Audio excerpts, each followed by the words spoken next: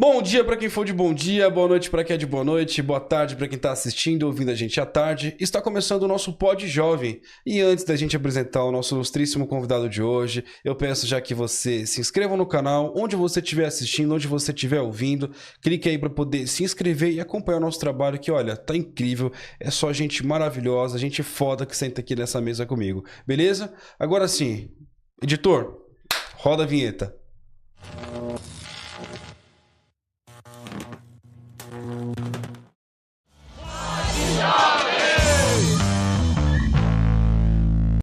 Zoom. É isso mesmo, bom dia para quem for de bom dia, boa noite para quem é de boa noite. Voltamos com o Pod Jovem e hoje estou recebendo um cara incrível, um cara foda, um cara que eu sou fã lá desde 2000 e bolinha. Hoje eu tenho a honra de receber o cara que diretamente de Salvador, Bahia, ele tem uma trajetória riquíssima que vai do ativismo estudantil até a fundação de projetos de educação popular em São Paulo. Ele que tem uma participação das primeiras experiências de mandato de coletivo da cidade. Ele que é um cara incrível, maravilhoso, o cara foda, o Jesus dos Santos. Você só esqueceu de dizer que eu também sou seu fã. Vocês já ouviram ele tocar as composições? Você já mostrou pra galera? Ainda não. Estou tímido. O menino é bom, viu? Tom que você tá, meu irmão. Mano, belezinha. Da hora, prazer revê-lo. Muito agradecido pelo convite. Um bom dia, boa tarde, boa noite a todos e todos que nos assistem. Exatamente, é isso mesmo. Seja muito bem-vindo ao Pod Jovem, é uma honra ter você aqui. Eu que quando te conhecia era apenas um rapazola, um novinho, bonitinho ali, sem um pelo na cara. Estamos aqui hoje, então é uma honra receber você aqui. E cara, quanta coisa, né? A gente pede a mini bio e aí a galera manda já toda a trajetória, todo o currículo pra cara, gente. É porque na verdade, pelo menos no meu caso, né? Ontem foi um dia muito corrido. E eu não consegui parar para escrever, eu nem sei onde tá escrita a minha mini biografia. Aí do nada eu falei assim, posso só mandar um áudio aqui rapidinho? Mó desrespeito, sacanagem, né? Porque todo mundo manda e eu inventei de mandar um áudio, mas foi devido à correria e só agradeço ainda assim vocês terem aceitado. Imagina, é uma honra mais uma vez receber você aqui. E cara, é isso, diretamente da Bahia. Você veio pra cá e eu quero puxar coisas legais aqui pra gente falar. Você começou no ativismo. Sim, cara, eu agradeço muito a uma pessoa, né? Ela era jornalista e ela volta de uma viagem, se eu não estou enganado, e vai ali pro bairro onde eu moro e junto com outros jovens que nem eu fundamos o Jornal do Beiru, que era um jornal de notícias e que fomentava, a partir das edições que lançávamos, o debate sobre negritude, sobre a importância de nos amarmos, de nos entendermos, de sabermos nossas origens. Só um minutinho, só vou pausar aqui rapidinho. Vamos só colocar aqui o que deu problema aqui, só um minutinho. A gente faz... Desculpa te cortar. Nada. Quem sabe faz ao vivo, né? Né, diretor? Conecta de novo aí. Você conectou? Conectei. Então, assim, você começar a falar as mesmas palavras. Vamos tentar, né? Então, vamos lá. 3, 2... Cara, então você começou no seu ativismo e é um ativismo jornalístico. Sim, cara. Começo em Salvador. Uma jornalista, depois de retornar de uma viagem, ela junta jovens, assim como eu era na época, e juntos a gente funda o Jornal do Beiru, que era uma associação comunitária, que além de vincular notícias através de um jornal impresso, fomentávamos a necessidade urgente de nos compreendermos, de nos entendermos enquanto pessoas negras, de conhecermos as nossas origens, e talvez ali tenha sido o ponto inicial, né, dessa minha trajetória, dessa minha jornada, entendendo quem eu sou, quais são as responsabilidades que eu ocupo nesse mundo que existimos e qual era a correria que eu tinha que fazer, vide que eu não aceito, né, as injustiças ou como o mundo chegou a tal ponto.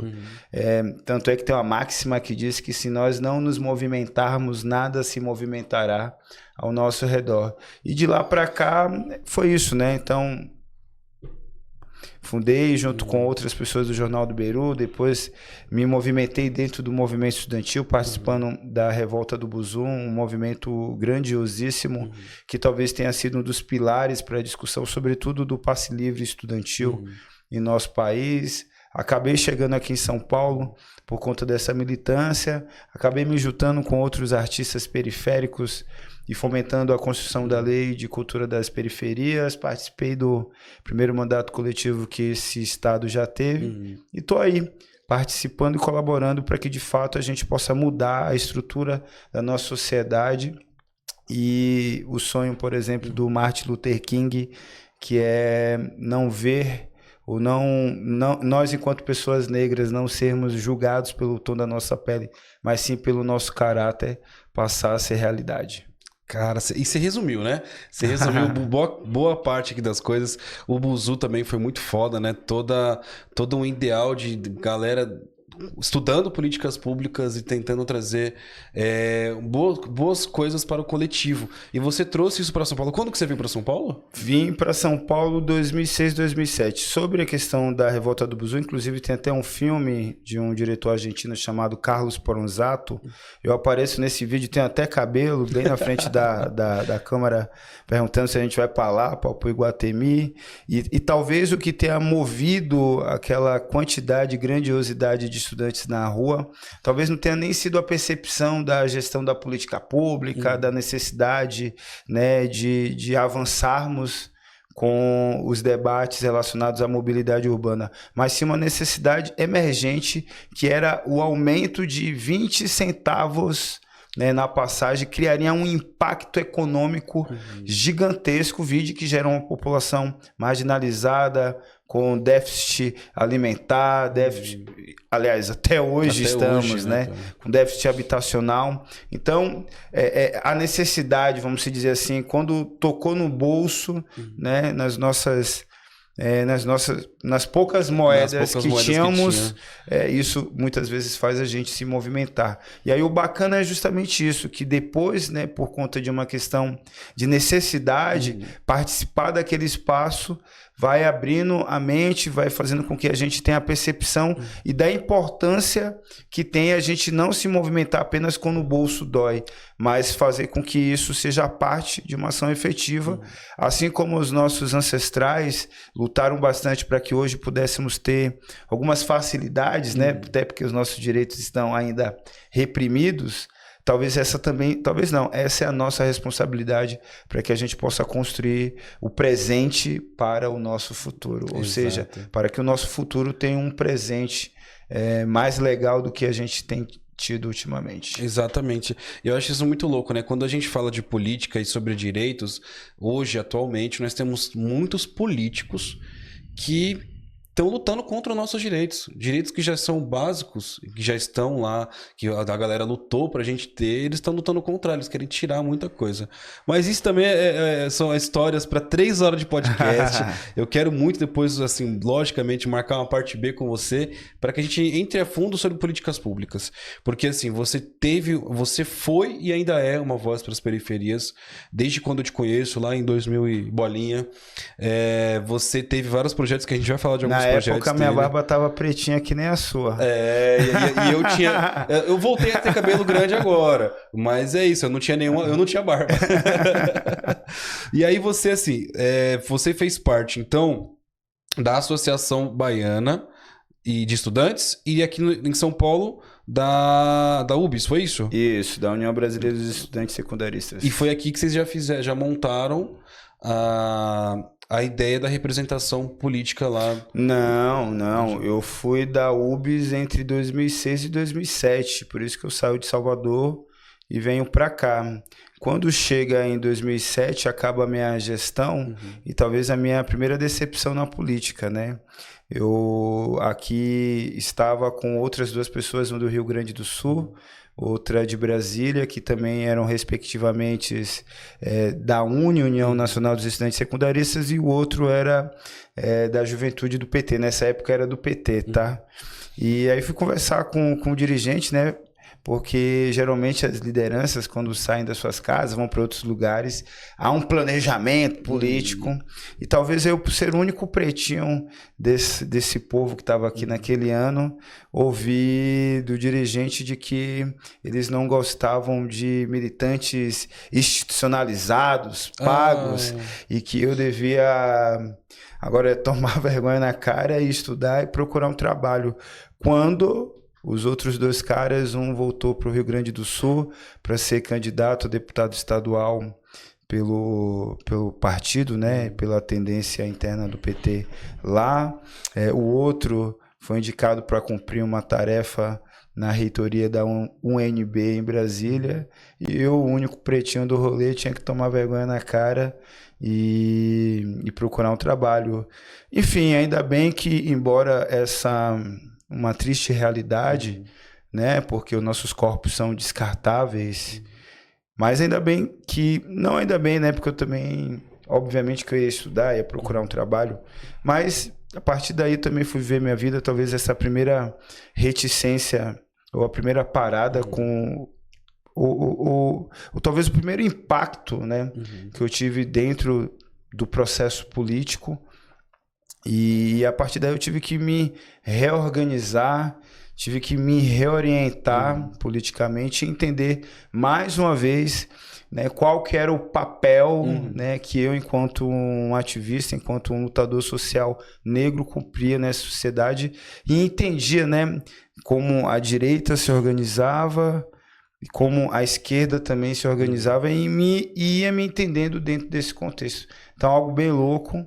E aí por isso fui estudar, me tornei designer de interiores, mas é isso, né? Isso corre no nosso sangue, tá na nossa pele, e a gente não tem como se desagregar disso daí. Até que eu conheci a galera que viemos construindo ao longo aí dos anos o movimento cultural das periferias, me reencontrei novamente dentro de uma organização política combativa, e ajudamos aí a construir a Lei de Fomento à Cultura das Periferias entre 2014 e 2016. Caraca, cara. Não, e você fala como se fosse uma coisa tão...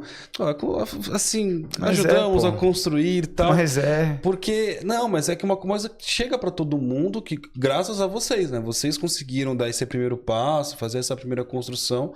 É uma coisa que ajuda muito bem a galera hoje. Não, mas a gente precisa compreender que a gente é fruto de outros esforços. Sim, sim. E somos apenas mais um ponto nessa linha contínua que vai se moldando e se transformando com o passar do tempo. Eu não acho nada demais colaborar, participar. Eu acho que esse é o nosso dever enquanto pessoas conscientes de quem somos, do porquê estamos aqui e do que queremos. Para mim é parte do meu dia a dia. Eu não vejo isso como algo excepcional. Assim como eu hoje tenho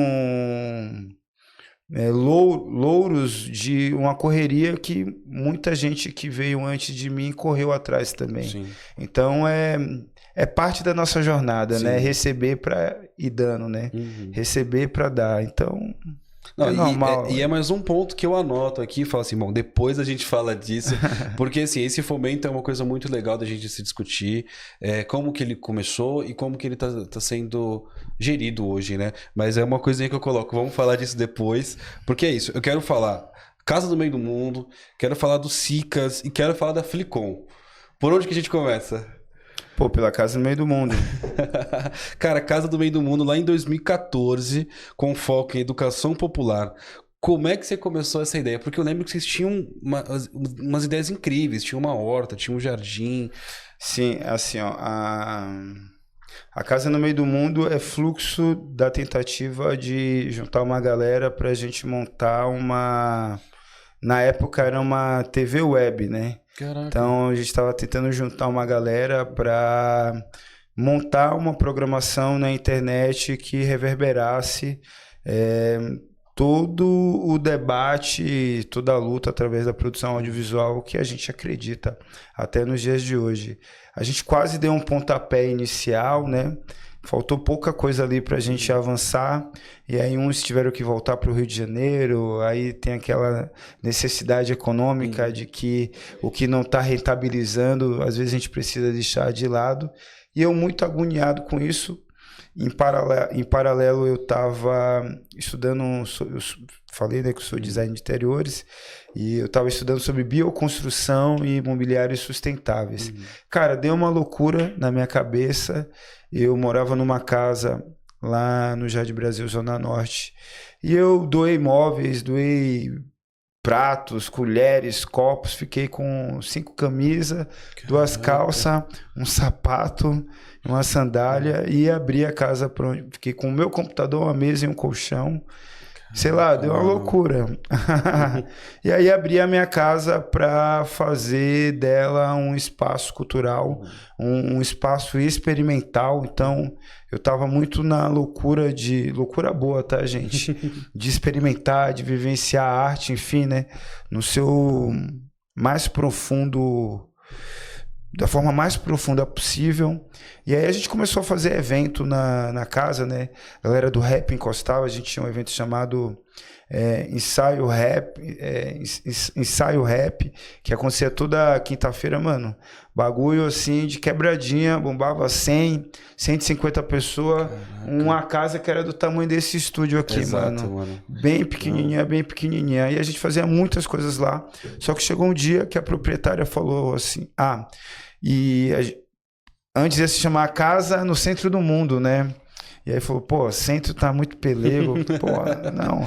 Aí veio o meio, aí coincidentemente, anos depois a gente descobriu que tem uma música do João Nogueira, chamado Pro Mundo Morar, que fala, eu quero uma casa no meio do mundo, com gente vindo de todo lugar. E aí procurem a música é da hora. Legal. E aí a gente falou, pô, não tinha como ser outro nome, muita coincidência. E aí a proprietária não permitiu mais que eu realizasse essas atividades onde eu morava, né? Dizendo, vem um monte de maconheiro, um monte de cabeludo, um monte de gente, ou seja, estigmatizando, né? Sendo preconceituosa.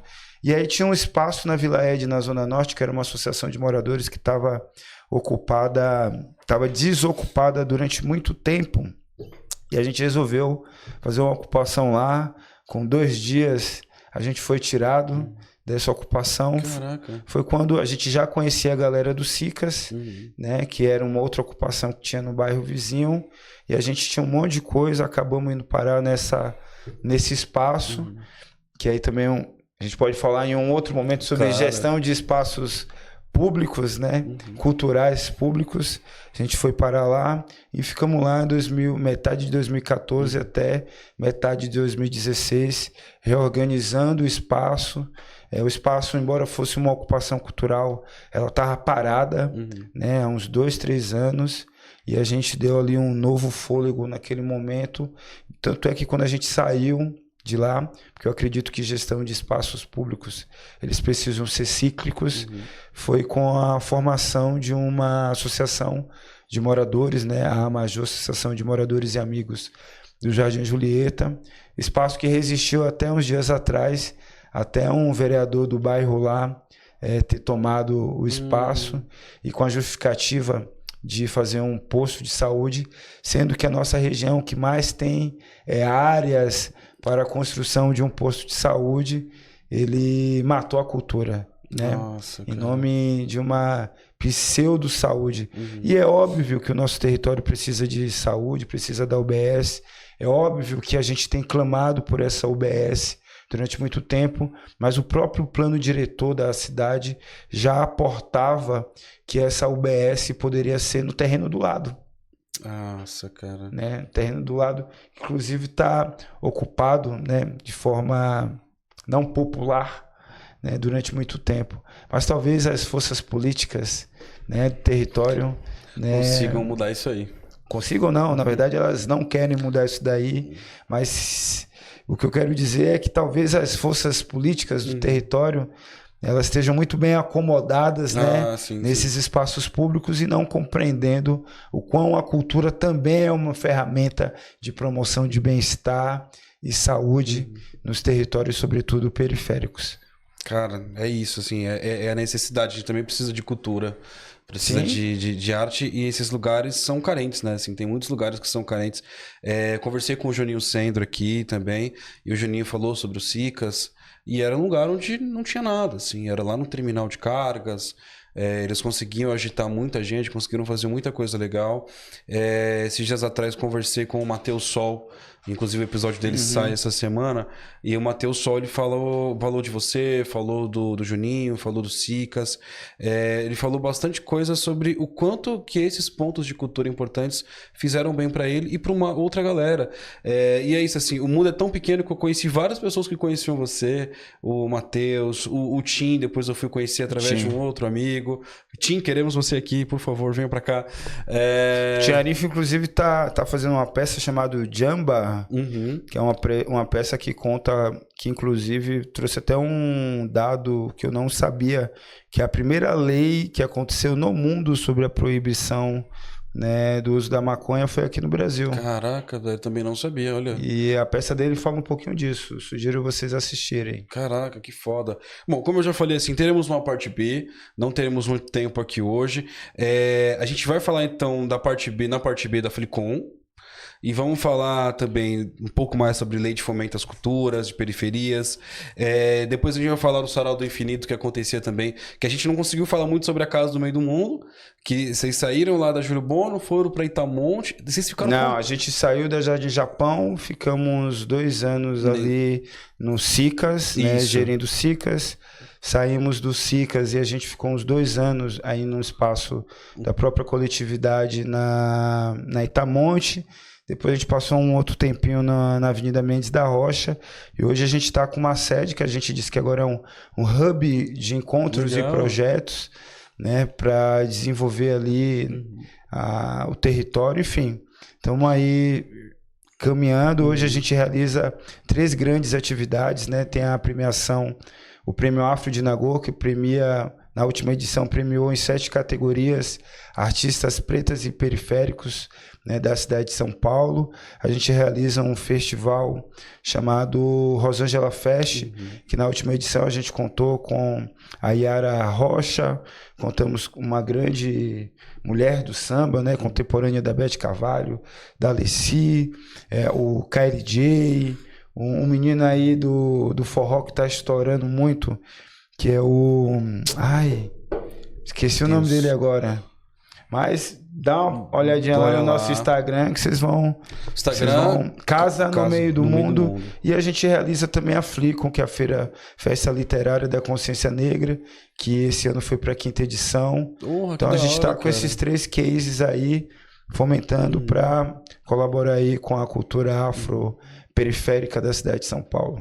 E também a Flicon esse ano foi na Biblioteca José Mauro de Vasconcelos. Ela sempre acontece lá. Que legal, cara, que foda. Que quando eu fui pra lá a gente não conseguiu fazer, foi isso, né? Sim, teve um ano ou outro que a gente não fez, mas já tá na 5ª edição já. Caraca, a gente realiza desde 2018. E com a parceria com a biblioteca e com a Sandra, mais uma vez, um abraço, beijo, Sandra. Que assim, eu falo muito que se eu não fosse a Sandra me apoiar e falar assim, vai lá e faz, eu não estaria aqui hoje, nesse podcast, gravando tudo isso. A Sandra ela é uma agente pública, uma bibliotecária, uma gestora de biblioteca... Além, assim. Muito além, cara. A gente não tem nem métrica para falar, porque se todos os gestores e gestoras de equipamentos culturais fossem, né, que nem a Sandra, com uma percepção da cultura, da gestão cultural, do território. E principalmente do território, cara. Sim, por isso que é importante os gestores serem do território, cara. Que conhecem ali, né, a trama, a rede. Exato. E consegue fazer do... A biblioteca não era pela estrutura que tem, pelo aporte que a Secretaria Municipal de Cultura manda, e aquela biblioteca parece ser 10 vezes maior do que é, devido à gestão. Exatamente, a Sandra é maravilhosa. Tô puxando o seu saco mesmo, Sandra, é isso mesmo. Eu também puxo declaradamente o saco dela, é uma flor, um amor de pessoa. Eu já vi ela chorando assim, porque, olha, não consigo fazer tal coisa nessa biblioteca. Só que aí, eu já vi ela carregando mesa, carregando caixa. Ela é isso, assim, é a melhor gestora que a gente já tem, assim. Que eu conheço. Ela é a melhor, cara. Ela é muito foda. Bom, temos mais 5 minutinhos. Depois a gente também a gente entra mais em todos esses cases que a gente tem na Casa do Meio do Mundo. Desde já agradeço demais a sua presença aqui. Vamos fazer o nosso bate-bola rapidinho. O nosso bate-bola é o seguinte, eu te pergunto e você indica pra gente coisas que você gosta. Como, por exemplo, uma música bacana. Cara, eu tenho ouvido muito Afrocidade, Baiana System, Lued Luna... enfim, tenho ouvido esse povo aí. Bom, legal. Mas livro. quer uma música? Opa, fale. Poriqui do Afrocidade. Boa, vou marcar aqui então, Poriqui do Afrocidade. Um livro bacana. Pô, vou falar de um amigo que tive com ele esse final de semana, Hell, Cabeça de Zumbi. Mano, Hell. Isso. Mano, eu já esteve aqui comigo também, um cara incrível. Cara, demais, nossa, demais. Cara, foi uma hora que você não viu, a gente... Era mais um episódio que tava 3 horas de episódio brincando, Sim. Cara. Nossa, o Israel é maravilhoso. Temos, então, livro, temos música, temos um filme bacana. Um filme bacana? Pô, são vários, né? Mas um filme que eu assisti é Pregadores. Pregadores. Aquele lá dos vampiros que tem os pretinhos. Pecadores. Eu sempre erro. Eu já falei predadores, pecadores. Como que é mesmo? Pecadores. Pecadores. Bom, eu falei pecadores. Vocês não conhecem. Essa é a versão brasileira. Né? Aquelas tradução de Portugal. Sim, sim. Isso. Pecadores. Legal. E agora, assim, uma referência. Tem alguma... Será que Jesus tem alguma referência? Eu tenho várias referências, né? Então, do ponto de vista do que é ser pai, o meu próprio pai, do ponto de vista... Inclusive, um beijo para suas filhas também, que são lindas, maravilhosas. Toda a sua família sempre colando nos eventos com você também. Legal pra caramba. Do ponto de vista da arte, aí são inúmeros, né? Mas, para citar um intelectual, Abdias do Nascimento, é uma grande referência intelectual que... Quando eu paro para analisar ou fazer uma análise de conjuntura, eu sempre vou... Na verdade, eu costumo dizer que eu tenho um trio que é um quarteto, né? O Abdias, a Lélia Gonzalez, a Beatriz e o Clóvis Moura. Na música, né, esses artistas as quais eu acabei de citar, o Tim Arif, que já esteve aqui, é um deles também, né? Espero que venha nessa vez trocar ideia. Encosta aí. Por favor. Tim Arif, enfim, muitas referências. Legal, cara. Foda demais. E agora, por último, a mais difícil. O que é arte para Jesus dos Santos? Transformação. Boa. É a forma, talvez, mais genuína de como você possa expressar o que você sente numa tentativa de que o outro possa perceber o que você está enxergando, como você está enxergando, como você está sentindo aquilo ali muito. Quantas vezes uma música não fez você refletir? Exato. Quantas vezes um filme não fez você chorar? Quantas vezes você viu um grafite na rua e ficou parado ali? Caramba, mano. Então, a arte é justamente isso. Tem esse poder de fazer com que o outro possa chegar o mais próximo possível de sentir o que você sentiu quando você produziu aquilo dali. E é isso, gente. Arte é transformação e o Pod Jovem vai se transformando e vai crescendo e vai florescendo. E graças a vocês que estão acompanhando aqui com a gente. Muito obrigado para você que chegou até aqui. Redes sociais, Casa do Meio do Mundo. Casa no Meio do Mundo e o meu perfil é @jesus.periferia. É isso aí. Por enquanto que eu vou mudar porque tô fazendo brand, né?